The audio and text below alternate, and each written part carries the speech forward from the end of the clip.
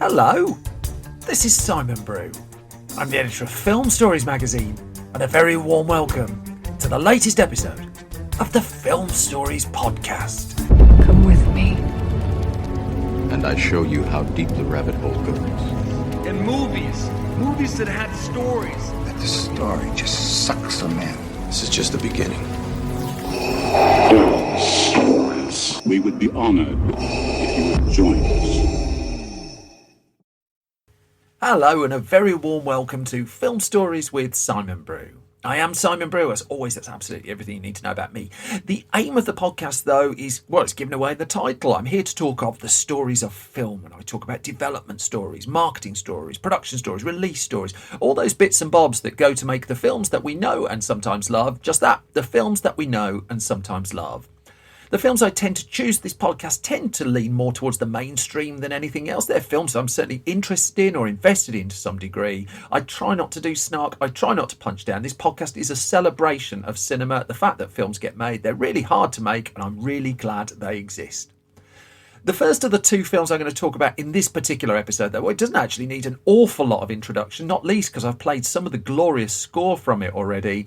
That notwithstanding, I'm going to play you a small trailer for the film in question, and then I'll come to the story the other side of this. Hey, Mike found the map! One-Eyed Willie! My dad told me all about him. See, One-Eyed Willie stole treasure once, and then he got into this cave, and he's been there ever since. Trapped. You guys, just what if this map could lead to One-Eyed Willie's rich stuff?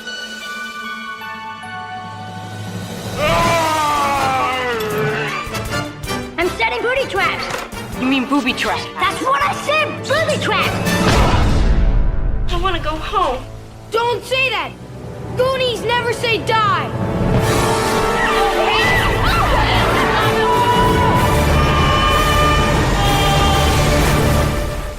Oh my God. From Steven Spielberg. The Goonies. Do the truffle shuffle. Come on! Do it! Well, there were probably a couple of giveaways there as to which film I'm going to talk about. We're going back to 1985 for this one, for The Goonies, directed by Richard Donner, screenplay by Chris Columbus from a story by Steven Spielberg, and a cast including Sean Astin, Josh Brolin, Jeff Cohen, Corey Feldman, Kerry Green, Martha Plimpton and Ke Huy Quan. And the story of this one came from, well, it's in the story credit really, the brain of Steven Spielberg. And this was early 1980s Steven Spielberg. He'd hit box office gold as a director at this point. I mean, in the 1980s alone, he'd had Raiders of the Lost Ark and he'd had E.T. But also he was slowly building up his producing empire as well, and his Amblin Entertainment Company. So one film that he'd fashioned through for Warner Brothers was Gremlins, which Chris Columbus had written and Joe Dante had directed. And Gremlins it would come out in the summer of 1984 in the US. But even by that point, Spielberg was mulling the idea of another adventure. Now, there's one tale that goes round that his eureka moment for what would become the Goonies was while he was sat directing the film The Colour Purple. And he began wondering what children do on rainy days now. What kind of adventures do they go on? What kind of mayhem do they get up with? But having seen Gremlins to fruition, he got in touch again with Chris Columbus, who of course would go on to direct films like Home Alone and Mrs. Doubtfire, and asked him to pen a script for a new adventure story. And Columbus, I mean, he's given a few interviews over the years about the Goonies. He told Fatherly that Goonies was just something that Steven Spielberg and I wrote together. He wanted to make a movie like that, and I knew those types of kids growing up in Ohio, so I wrote some of those characters based on friends of mine. Stephen and I came up with the story, and I went off and wrote the screenplay for Goonies. And it was a fairly straightforward process here. Some of the stories I've covered on this podcast have involved multiple writers, lots of rewrites. But here, the line of authorship was a lot clearer. Columbus delivered his script, went through a few drafts of it, but they were pretty much always on the line of what they wanted to do.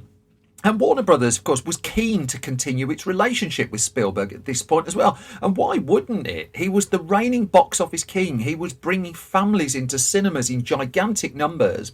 And so the studio agreed to firm up $19 million to pay for the Goonies. Now, $19 million by early, mid-1980s standards, that was big money, really. It wasn't mega budget, but it was on the high side. It was certainly a lot more than Gremlins had cost. But still, it seemed like a fairly safe bet. Yet one thing that was coming through in some of the early reporting on the film was a suspicion that the Goonies, as the film was announced and called, would be some kind of sequel to Gremlins. And so Warner Brothers actually ended up downplaying that in the announcements as it revealed that it had a new project up and running. Going to the idea that this is a story with a straighter line than some of the ones that I told. There doesn't seem to be a massive list of directors that was drawn up to steer the project either. I mean, Warner Brothers had an existing relationship with Richard Donner off the back of the Superman films, and between Spielberg and Chris Columbus and Warner Brothers, Richard Donner came to the project and he was announced as the director of it in fairly short order. And the key creators behind the camera were in place relatively quickly. This was not a film that went through development hell for an awful long time. For the point that Spielberg first came up with the idea to the release of the movie was a couple of years, really, and really quite a fast-tracked production. Amongst the early challenges they faced, though, was that between them they'd fashioned this adventure story that had a very young cast, and it was going to need a bunch of young performers to be able to pull this story off. And this is where Richard Donner's experience came in when it came to casting the Goonies, because he'd had to cast a child actor before with one of his earlier hits, The Omen, in the 1970s. And he admitted that for that he saw lots of professional child actors for that particular role.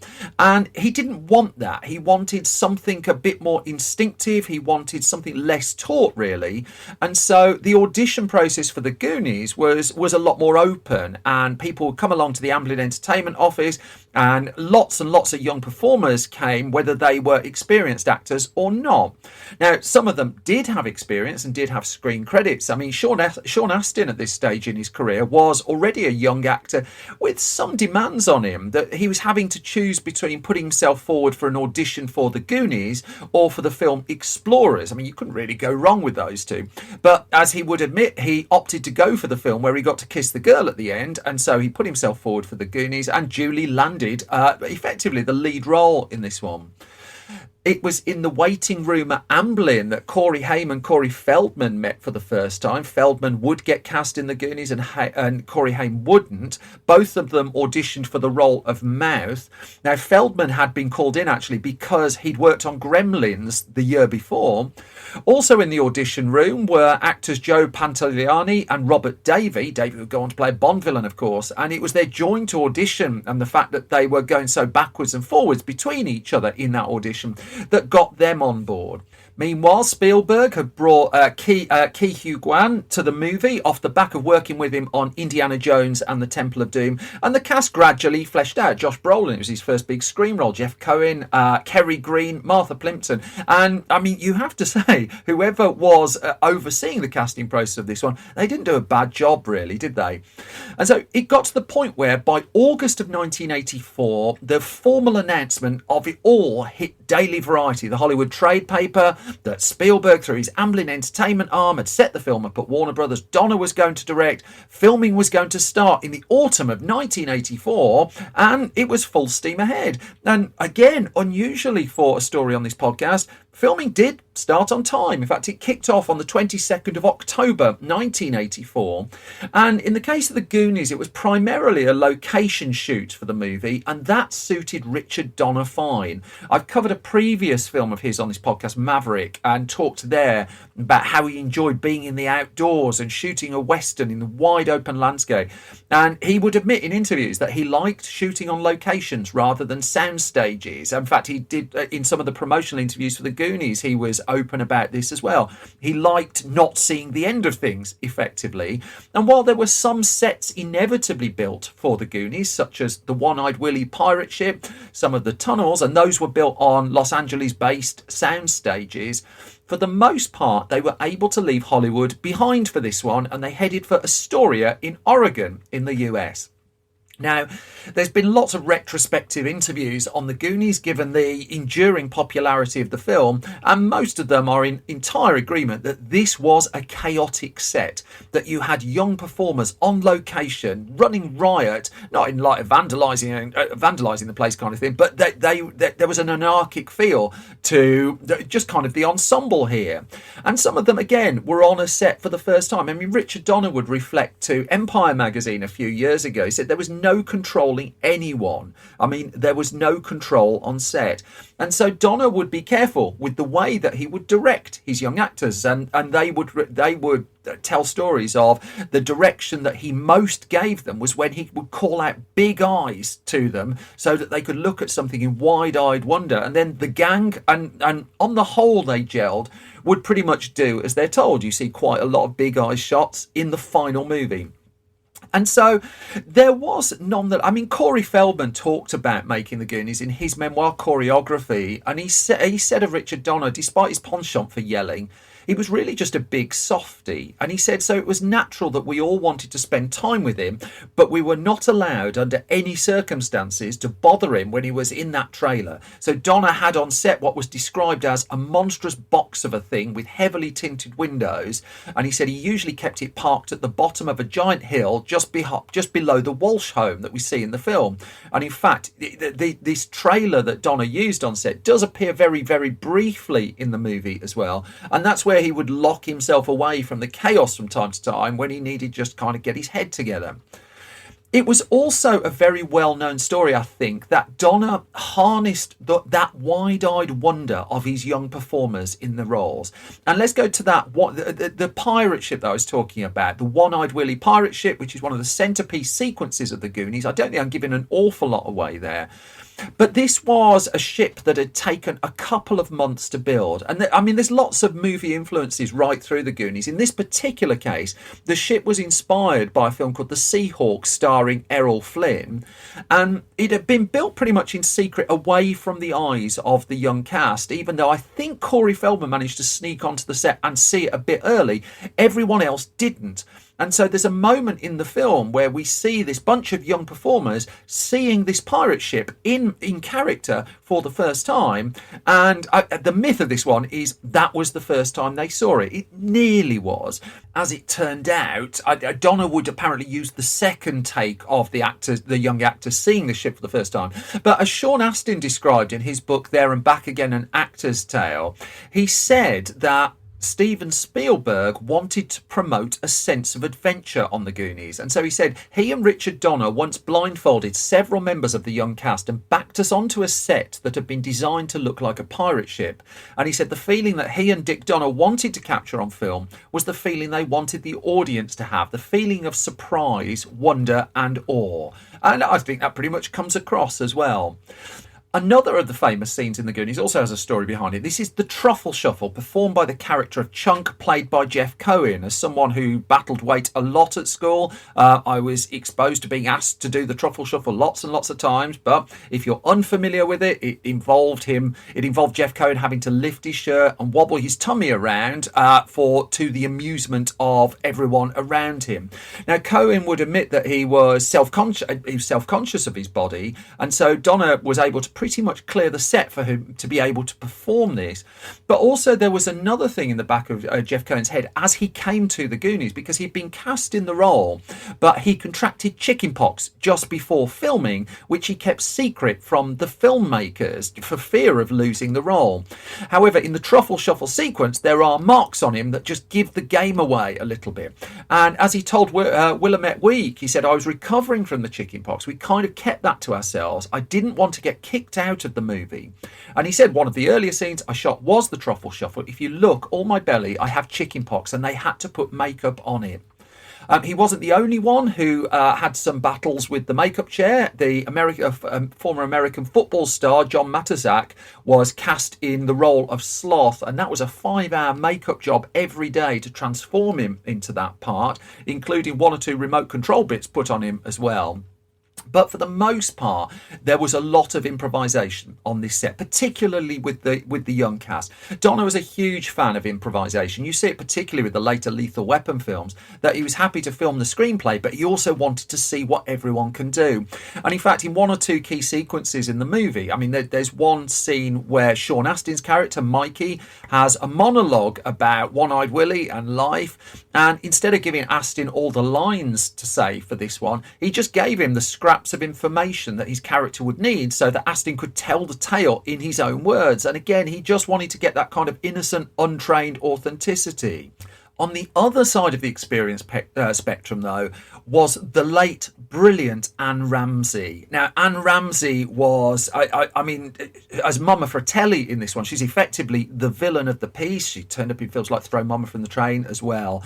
And this really gave her a late career break, really. Now, I'm a huge fan of Anne Ramsey, and as she would admit over time, the Goonies made her feared by its young fans, but it would also bring her a spot of fame that she didn't really get an awful lot of time to enjoy, because as it turned out, during the production of the film, she started suffering from a sore throat, and she was scared to go to a doctor to get it checked out, especially when she then saw a lump in her throat. And once the Goonies had actually wrapped, her husband insisted she went to the doctor, and she got a diagnosis of throat cancer, which was treated for a while and allowed her to do one or two more roles. But Anne Ramsey is one of those performers we absolutely lost too soon, and I'll never miss an opportunity to name check her. A really superb actor.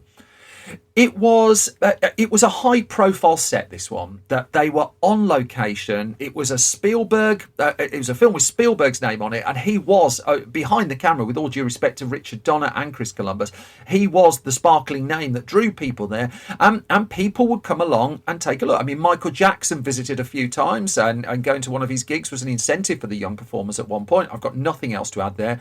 Spielberg was very present on this one as well, directing one scene particularly in the movie, appearing in the music video that was shot for the film. The music video was shot by Richard Donner with Cyndi Lauper in it.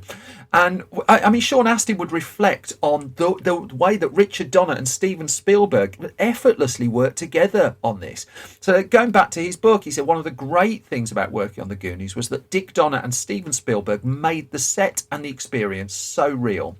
And he described it as a fantasy with pirates and treasure, but it didn't feel like it was a fantasy. It felt like an adventure.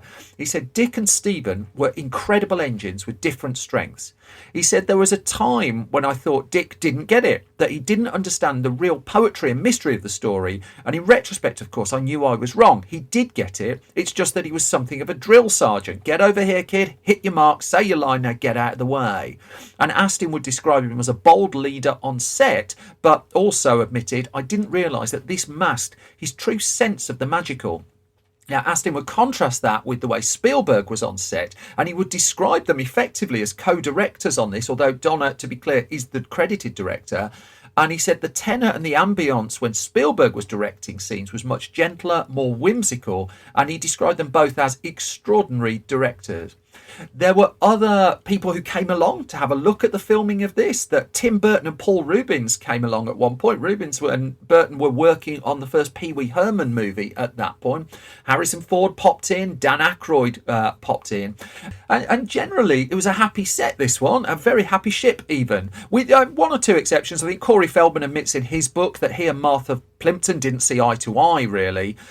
And also for Richard Donner, in the last week of production, he felt that the kids were starting to cut him off a little bit.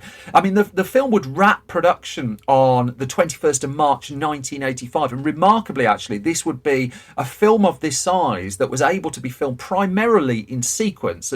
Hugely unusual, that. But as Richard Donner just explained to Empire, he said the last week of the shoot, these kids who, if you hugged one, you hugged them all, suddenly started cutting me out. He said, we have a wrap party and nobody even looks at me. And Donner reflected, he just said, okay, they're professional kids, the movie's over, they don't need me anymore. And he admitted, I felt totally isolated. And so when filming wrapped, just before he went into post-production, he went off for a break in Hawaii with his wife, kind of wondering a little bit what he'd done wrong. And he'd said, as I'm walking across the lawn, suddenly I see coming up off the beach, this one, and he pointed at Josh Brolin at that point, And he's looking past me, and I turn around and they're all there. Stephen had flown them out as a surprise. I couldn't believe it. And they were all in on the gag that they were all going to pretend to have fallen out with Donna for the last week and then turn up at his holiday home for a proper post-production party. The film did head into post-production, and I mean, it didn't have an awful lot of time really either. I mean, this was a 4-month edit, but then they'd shot it primarily in sequence. And again, these things help speed the post-production sometimes. There were a couple of moments cut out. There's an infamous scene involving an octopus, which you can find on disc releases and also on YouTube as well. The octopus is still referenced in the movie, and when Richard Donner's been asked, why did you cut the octopus sequence out of the film? He would just say, it was bad. Now, the first cut, I mean, the final cut of the Goonies comes in at 114 minutes. The first cut was longer than the first two. It was longer than 2 hours. But again, not unusual. And, you know, they knew how to trim this down. But also, there was a technical problem they came up against that Donna realised as they screened the footage that they were going to have to re-record pretty much every line of dialogue they'd shot on location in the movie. Again, Corey Feldman's words, he said, with 7 kids running through every scene, yelling, ad-libbing, hamming it up for the camera, the soundtrack sounded like a muddy, slow-moving wall of sound. And Feldman would describe a tedious process, having each of us come in and create an individual audio track. And he said it lasted for something like 7 weeks, an unheard of amount of time at that point for additional dialogue recording. And that took up half of the post-production, was re-recording a lot of that sound. But still, the film made it into cinemas on time. In fact, it landed in American cinemas on June the 7th, 1985. This was a big summer release. Again, Spielberg's name on it. And the response, I mean, the critical response to it was actually quite good at the time. I mean, sometimes we talk on this podcast about films that have become loved over time that weren't loved when they originally released. The Goonies had people on its side fairly early. That there was some criticism of it really, but the pace of it, the fun of it, the adventure, the camaraderie with between the kids, just really just struck a chord. Now, what it didn't do was Gremlins level of business, but still the Goonies opened at the US box office with a pretty impressive opening weekend. Again, we're mid-1980s standards here. So the Goonies opened in second place with a 9.1 million opening weekend, and this was the era where films could stick around for weeks, months at cinema. In fact, going down the top 10 that particular week of release, 4 of the films in the top 10 have been on release for longer than 10 weeks. Pretty much unheard of now. The Goonies wasn't the number 1 film because Rambo First Blood Part 2 was keeping it off the top spot, only just. That had been out for 3 weeks. Fletch had opened the week before, that was in third. The James Bond adventure A View to a Kill was about. The only other big new opener that week was a film called Perfect from Columbia Pictures, which was about a female aerobics instructor meeting a male reporter doing a story on health clubs, but crikey, it isn't love at first sight, who knew? And the Goonies would hold its own for a while. I mean, Brewster's Millions was around, Beverly Hills Cop was around. Beverly Hills Cop had been in the top 10 for half a year at that point. Incredible. But the Goonies would endure, and the Goonies, in fact, on its theatrical release, would go on to do around $125 million around the world. And it was a global hit, this. And also, it was a real beneficiary of the burgeoning VHS rental scene. Certainly, growing up, I rented the Goonies video an awful lot, pretty much wore out the tape when I finally got hold of a copy myself. And the film's reputation continued to grow and grow and grow. I do want to acknowledge Dave Grusin, who doesn't do many movie scores. His score to the Goonies is exceptional. There is an extended version of that score out there. I'd also recommend you pick up his score to The Firm, starring Tom Cruise. I've covered that before on the podcast, but that is a really, really good score too, and not the one I expected for a Hollywood thriller. And then, in terms of where the Goonies went next, well, inevitably there was talk of a sequel and what else could possibly be done. I mean, there was a Broadway musical that was in production for a while. And so the sequel to, I mean, there were extensive attempts to get a Goonies sequel off the ground. And for a decade or so, I was working at Den Geek for like 10, 11 years. It felt like every year the story would bubble up again. Just when you thought it was dead, someone else would give another quote about how a Goonies sequel was going to come back to the form. And Richard Donner would say this, just like, there were a dozen stories. We played with them. We tried and tried. He talked about one direction was about a very wealthy woman who had a trainload of artwork and it got stuck underneath a landslide and it blocked the train. He said nothing worked. He described the ideas they were coming out with as stealing and nothing came fresh. And every time it got close, it just all seemed to fall apart. But then he would also reflect on the making of the Goonies. He just said, I had no idea what I was making. And he talked in the official documentary about the one certainty he had was it was going to be a slightly harder-edged kids film, that he wasn't playing outright to a family audience. I mean, there's a whole sequence in the movie, infamously censored on British television, where it's been translated, a conversation and let's just say drugs talk comes up in it in subtitles on screen. I remember one particular British television version of that just missed the subtitles off altogether, taking away the entire joke of the sequence.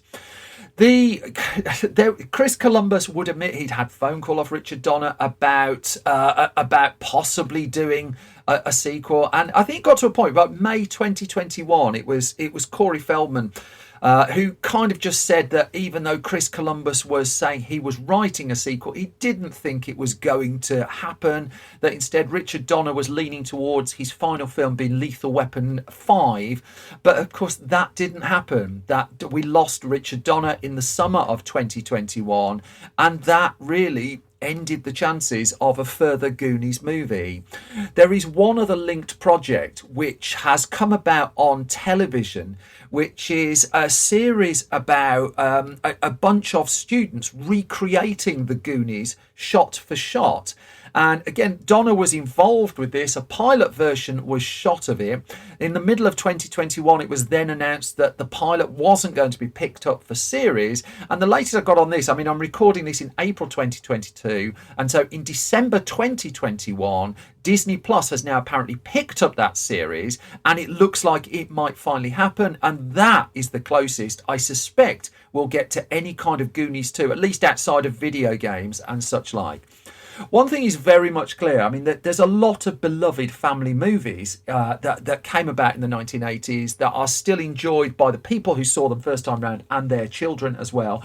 I think the Goonies sits very highly amongst that particular run of films in the 1980s. Heck, there's an entertainment website that named itself after it, and I know that they would shout at me if I didn't mention that. So to the people over at Hey You Guys, a hello to you there. They named their website off the back of their love for the Goonies, and they are not alone. I love the Goonies. I love the score to the Goonies. And it's a surprisingly straightforward Hollywood story. But just for a change, I thought I'd tell one of those. And that brings me to the halfway point of this latest episode of Film Stories. So I'm just going to do a couple of notices. First and foremost, if you like this podcast, there are 3 ways you can support it, and I appreciate any or all of them that you do. At patreon.com/Simon Brew, if you can financially support it, I invest the money into bringing new writers through and giving them opportunities, and also in the resources, the research resources for this podcast as well. I try and put the podcast up early over at Patreon. You get gossip and news of what we're up to, and there are things happening that I think I'm finally going to be able to talk about.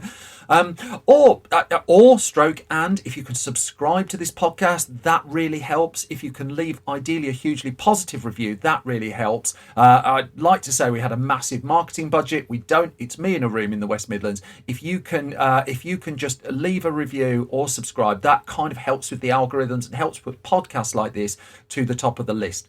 Now, I'm also doing live shows. I'm doing one in Birmingham on Wednesday, May the 18th, 2022. That's Birmingham in the UK, not Alabama, although anyone in Alabama, feel free to invite me over. You can find details of that at the website filmstories.co.uk. Also, I think I'm coming to London in June as well, and I'll have more details on that hopefully in the next week or two. I'd also like at this point just to say a thank you to the fine people at the Publishers Podcast Awards who gave this podcast the Best Entertainment Podcast Prize this week. I don't know why you did it. I hugely, hugely appreciate it. I know I've got lots of people supporting who've had my back on this podcast. Thank you so, so, so much for your support. But instead of waffling about all of that stuff now, I'm going to get on and talk about another film. So I'm going back to 1991 here. And this is another relatively straightforward story. But it's also the kind of hit movie that came together relatively quickly. And could it do so in quite the same way today? Let's tell the story and find out. For George Banks, life was simple, straightforward, easy to understand. I'm engaged, I'm getting married. In a story about how far we must go to see ourselves for the first time. Steve Martin, Diane Keaton, and Martin Short. Now, Mr. Banks, please, about the South food. Hank wants to know if it's okay or not okay. No, Frank. Tell Hank it's not okay. Father of the Bride. What I really love about that trailer is sometimes you get, well, most of the time you get Hollywood movie trailers with the most enthusiastic voiceover man, or at least gravitas voiceover man. The bloke who did the voiceover for that one couldn't have sounded more bored. I quite like the film we're talking about. It's 1991's Father of the Bride, but what a way to sell it. So, Father of the Bride, directed by Charles Shire, screenplay by Nancy Myers and Charles Shire, based on both the previous film Father of the Bride, starring Spencer Tracy, and also the book Father of the Bride by Edward Streeter, starring in this case Steve Martin, Diane Keaton, Kimberly Williams, and Martin Short. And I mean, this effectively was developed as a Steve Martin leading man vehicle. That his box office career was in a really good place as we got to the end of the 1980s. He just made, and it had been a huge hit, one of my absolute favourite comedies, Parenthood. He was the head of the ensemble of that. That had given him a huge success. But look at the other stuff he did in the second half of the 80s. Dirty Rotten Scoundrels, Planes, Trains and Automobiles, Little Shop of Horrors, Three Amigos. A really incredible run of films, and you know the stuff he did at the start of the 80s was really quite good as well, wasn't it? But even if they didn't all find a huge audience at the time, although some of them did, they've certainly managed to do so since. So Martin's 1990s started a bit more quietly with the film My Blue Heaven, which is the same story and the same book really that inspired Goodfellas as well. And then he penned the delightful LA story that I'm coming to in the future on this podcast. But it was in 1991, off the back of really him being a reliable box office star who suited the Disney budget at that point, that he became Hollywood's go-to comedic leading man. And so Father of the Bride came about with him in mind. So originally, for cinema goers, it was a 1950 film that was in their mind on this one, starring Spencer Tracy, Elizabeth Taylor and Joan Bennett, with a very simple setup. There's a protective father, his daughter's getting married, chaos ensues, and those ingredients, I mean, pretty much travel over to the new version of the movie. And so the idea of remaking it bubbled up towards the end of the 1980s, and the crucial person here was producer Howard Rosenman. And he was negotiating to try and get the rights, but also as part of a package of films that were owned by MGM at this point, of which the 1950 Father of the Bride was one of them. And the rights were owned by the famous Hollywood media mogul Ted Turner, and Ted Turner was building up his cable network and wanted access to as many films as possible, and they were crucial currency for him. And so it was a complicated and prolonged negotiation really to get the deal done. It took 18 months before producer Rosenman of the company Sand Dollar Productions managed to seal the deal. Now, he picked up the screen rights to Father of the Bride for $100,000 in the end, and he'd soon interested TriStar Pictures in the project. Now, TriStar was part of the sister company of Columbia Pictures that had been bought up by the Coca-Cola company in the 1980s and had just been sold to Sony.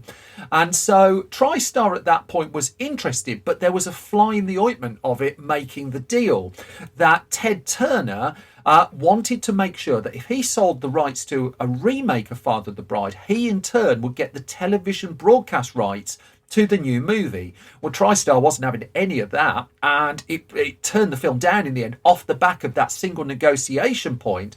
And so Rosenman found himself looking for another studio, but it didn't take long for him to find one. Now, Disney, as I've talked about a few times, in the early 1990s, was a very, very different company with films than it is today. That its film arm was being overseen by Jeffrey Katzenberg, and he was building towards a strategy of having a live-action Disney movie in cinemas every week. They, particularly off the back of 1990s Dick Tracy, they weren't paying top dollar for the absolute high-end stars, but they were happy to live in the middle ground. They were happy to snap up bargains. They were doing deals with stars who weren't seen as like Arnold Schwarzenegger, Kevin Costner level performers, but people like Bette Midler, who would regularly deliver Disney a hit.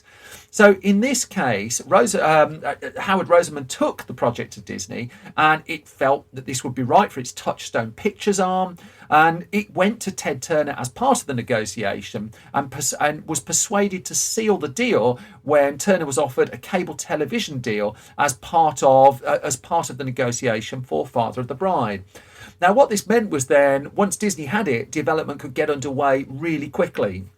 And again, both films in this particular episode of podcast were the start to finish of them was really quite quick.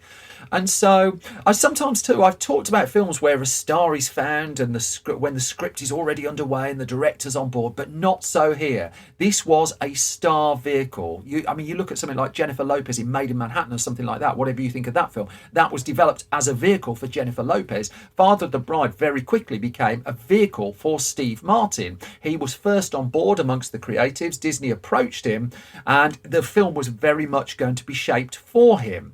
Now, it was Martin in turn who suggested a writer-director team, particular to Disney, Nancy Myers and Charles Shire. And at this stage in their career, the pair had got several films over the line, including particularly the Goldie Hawn smash Private Benjamin, which they were involved in, although didn't direct, the drama Irreconcilable Differences, the 1987 hit Baby Boom, starring Diane Keaton. And the way that they worked generally was Shire would direct the film, Myers would produce them. They would sometimes come together on the writing of them. Over time, Myers has been directing more of the films herself. They split and gone their separate ways. But Nancy Myers talked to IndieWire, reflecting on what became 1991's Father of the Bride, of writing a film when you know who is, for absolute definite, who is going to be starring in it. And she said it is a gift because you know you're writing for Steve Martin, so you know you can be funny and you can be loose and you can do all these twists and turns in the scene. They could write it particularly for him.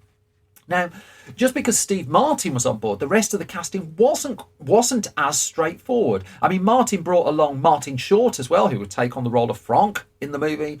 But whereas Diane Keaton was the choice of Charles Shire and Nancy Myers for this one, after all, she'd headlined Baby Boom for them, this is where Disney was less on board, because Disney didn't want Diane Keaton to take on the co-lead role in the movie. And she would discuss this in an interview she did with Film Scouts a few years ago. And she said, just before Father of the Bride, I'd done a movie called The Good Mother, which was a big failure. She said, like big failure. And they put big in italics, so we know it was a big failure. And she said, and that was it. And that was a Disney movie. So when Charles and Nancy wanted me for Father of the Bride, Disney didn't want anything with me. And this was Jeffrey Katzenberg. It's just like he'd made a film with her. It had absolutely not worked. Not going to go down that road again, try something different. And so it's Katzenberg who was against the casting. Now, in his defence, he was a notably shrewd and frugal operator. He had his successes and will go on to co-found DreamWorks, of course. And she would bump against Katzenberg a few times in her career, trying to get projects moving. But it was Shire and Myers who absolutely went to bat for Diane Keaton and insisted that she should be cast in the role. And that's how she landed the part in the film. Now, Martin Short would come along and would take on the scene-stealing role of Frank Egelhofer, and he would base him on a real person as well, a man called Kevin Lee, a real-life wedding planner who's popped up on reality TV a few times. And the role of the bride, well, that actually seemed to be quite straightforward. The role of Annie was given to Phoebe Cates. Phoebe Cates had just been making Gremlins 2, the new batch, seemed like a perfect fit for this, and so it was pretty much ready to go. Production was originally slated to begin in December 1990, but then the start of filming was pushed back. Now, I found one article that suggested that other writers were brought in at one point, but I can't. It's a single source, but I do want to note that at one stage James Orr and Jim Cruikshank appeared to get credits somewhere along the lines, but they're not credited on the final movie. I think there's pretty little doubt that it's Charles Shire and Nancy Meyer's words that we ultimately see. Production would start in the end 4 months later than planned, April 1991, but the film was going to be out 7 months later. Again, 2 films this episode with such contracted post-production time. However, at the start of April, just shy of 2 weeks before filming was due to begin, they got a slight problem. Phoebe Cates was pregnant and she had to drop out of the movie, and they'd lost one of their 3 main stars, and 4 main stars really, and were back to square one on this one. And as Charles Shire told the New York Times in a 1991 interview, that he talked about them auditioning other people for that role, and said one of the things I found interesting is that when I'd ask a lot of these actresses, what is your relationship with your father, they'd say non-existent. Now, one person who wouldn't say that was a fledgling actor, possibly a fledgling journalist called Kimberly Williams, now Kimberly Williams Paisley, and she would come along to the audition. She'd talk about the very close relationship she'd had with her father, and she got with her father. And she initially auditioned. She flew to Los Angeles to record with Steve Martin. She got down to the final few for the role of Annie, and then got turned down. And she told Nashville Arts that she was on the verge at that stage of quitting to pursue journalistic career instead. Then Phoebe Cates dropped out, and so she was recruited in at the very last minute, really, just like a week or so before filming, to take on her first film role, and a major role at that. And going back to that Nashville Arts interview, she would admit she found this tricky. She said it was the long hours. She said films can tend to be exhausting just in terms of the amount of time it takes to shoot. And more recently, she's done more indie and what she described as guerrilla filmmaking, guerrilla with a U. And she said, I love independent filmmaking where you're lucky if you don't lose the location before you're done shooting. She said on very big budget Hollywood movies, and The Father of the Bride ones were her big budget ones, she said, you'd be shocked at the amount of time spent on the shortest little things. She said it's so hard to keep your energy up when you've got 16-hour days back to back. And that was the hardest thing then, because as she discussed, while filming Father of the Bride, I got very sick at one point. She said they got a hotel room for me right next to the set. And whenever I had a break, I'd go fall asleep. I was really ill.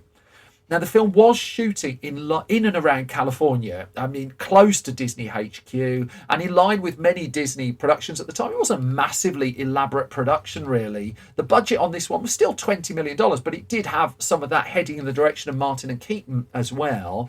But there was some problem with some of the exterior work that they wanted to do. And so, this comes from the American Motion Picture Arts and Sciences Library production files, where it talks about there were there were two exterior locations they wanted in the Pasadena area of the front of the home for the Banks family in the movie, and also for their backyard. And these were going to have to be big. This is not a film about poor people like me. This is a film about people who've got a bit of resource, and thus the houses need to reflect that, really. But when they tried to get permission to film in Pasadena at these houses, they found themselves up against local residents. And this, I didn't know this at all. I said that the residents of this Pasadena area had not allowed production crews in upscale neighborhoods since a 1959 film called Pillow Talk, and that hadn't quite gone to plan.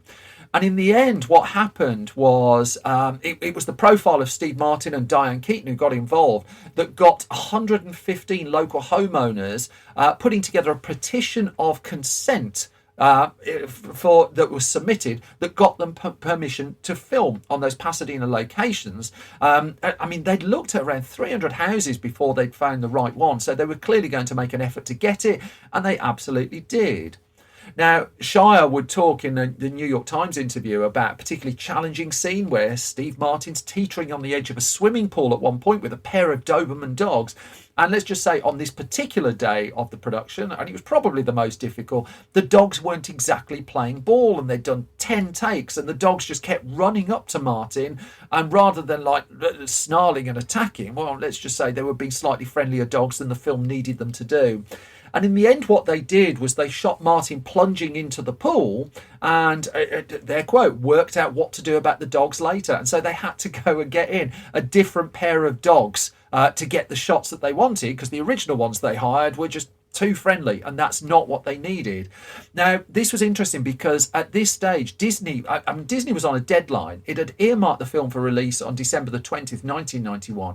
It didn't have time to waste, and it was pushing Shire and Myers for a plan B option. You know, they'd done 10 takes trying to get this scene. It wasn't working. You've got to come up with something else. But this is where the deal that Myers and Shire had struck with Disney came in, because as they explained to the New York Times, they had control over their scripts. That was their deal. And this was really unusual, particularly with Disney. And so whilst it wasn't a case of they had absolute final cut, in terms of coming up with a plan B option in the script for that sequence, well, Disney had signed off on the script, and as such, that was what they were going to shoot, and that's what they were able to shoot.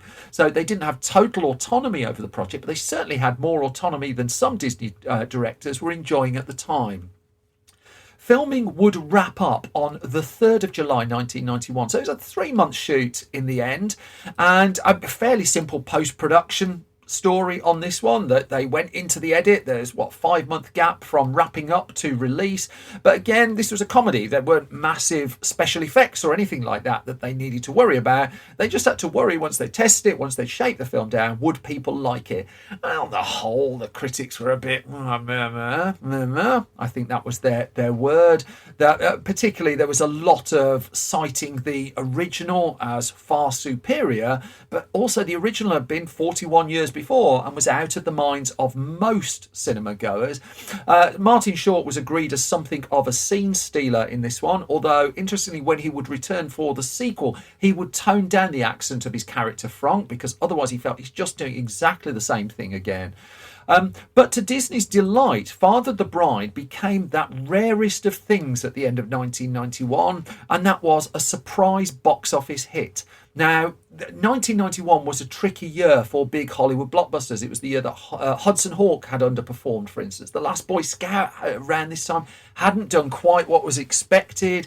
And in particular, Steven Spielberg's Hook was not blasting the box office in quite the way that had been anticipated. And so box office was on the whole down at this point. And when Father the Bride opened on December the 20th, I mean, it opened in second place with a $7 million opening weekend, but that was kind of the shot in the arm that the industry needed. The Addams Family had come along 5 weeks before and been the other surprise hit of the season. But as Hook, which would make more money but also less profit because it had been such a big and exhausting project to make, ironically by TriStar in this case, but while Hook would splutter its way through, Father the Bride would be seen as one of the most economical and smartest movies to greenlight in that particular season. So the other films around in the top 10 at this point, The Last Boy Scout I mentioned, Star Trek 6, I'm also coming to that scene, was sitting in fourth. Oliver Stone's JFK was the other big opener that weekend, in fifth place with $5.2 million. Disney's Beauty and the Beast, Bugsy with Warren Beatty, My Girl with Macaulay Culkin was about, Cape Fear with Robert De Niro, and there are a couple of other openers, Pedro Almodovar's High Heels, and also the film Rush, which was hoped that it would have an Oscar run but ultimately didn't. But to Disney's delight, Father the Bride just kept going over the Christmas season. It would gross $89 million in the US, and the studio was delighted with that. It added another, $30 million overseas, and this was profit. It would do healthy money on the VHS rental scene, and so Disney was pressing ahead fairly quickly with a sequel to this one. And thus, a few years later, came along Father the Bride Part 2, which reunited all of the cast, which also did decent business as well, although I would suggest it's a far weaker film, but it brought the gang back together and it did pretty well. Now, there was a Father the Bride Part 3 of sorts that came to life during the lockdown. I love talking about COVID and lockdowns on this podcast. That was conducted over Zoom, that brought all the creatives back together. That did spark some chatter online for a while about a possible full Father the Bride 3, but that wasn't happening. Instead, though, there are a couple of remake projects going along. That Matt Lopez was announced to be penning a remake that would refocus the film on a Hispanic family that Warner Brothers is developing, and that story spiked at the end of 2020. Before that, Disney Plus was said to be looking, it's been raiding the Disney collection of movies to see what else it could do, but was said to be looking at possible sequel, possible remake. But there just seems to be a bit of a feeling around Hollywood at the moment that 30 years since the Steve Martin, Diane Keaton headline Father of the Bride, there might be room for another remake, and I suspect 30 years after that they might do it all again. The bottom line with this one is it cemented Steve Martin's star power for a while, and which would continue for the early parts of the 1990s. I mean, he did House Sitter with Goldie Hawn, which I don't think is either of their best films, but that would do decent business as well. And it just cemented him as the kind of reliable box office draw for a Hollywood comedy. Even though I wouldn't suggest it's his best work or near his best work, I think Father of the Bride's a pretty decent film. But also, it was a very, very smart business decision. Which brings me to the end of this latest episode of Film Stories. And as always, thank you for your ears, thank you for your time, and thank you for listening. If I have not bored you to death yet, you can find more from me on Twitter at Simon Brew. You can find more from the entire Film Stories project at Film Stories Pod. The website, www.filmstories.co.uk. I nearly stumbled there. Now, that's updated every weekday with movie news, reviews, features, all sorts of movie mayhem there. If you head to store.filmstories.co.uk, we have lots of magazines. I'm in the process of putting the finishing touches to issue 33 of Film Stories magazine, which I'll be announcing properly over the next week or two. But there are also all the back issues of that, in back issues of Film Junior magazine as well, our film magazine for under 15s. I love print magazines. I love print film magazines. You can find all of them at store.filmstories.co.uk, where you can also find our Sneakers Blu-ray as well. I've mentioned the live show, so I'm not going to do that again. You can find us at Facebook at facebook.com/filmstoriesonline, youtube.com/filmstories as well. But I think I've taken up enough of your time. Most important of all is that you all stay safe and well. You all look after yourselves. I'll be back soon with another bunch of film stories. Until the next time, you all take care. Thanks for listening, and bye-bye.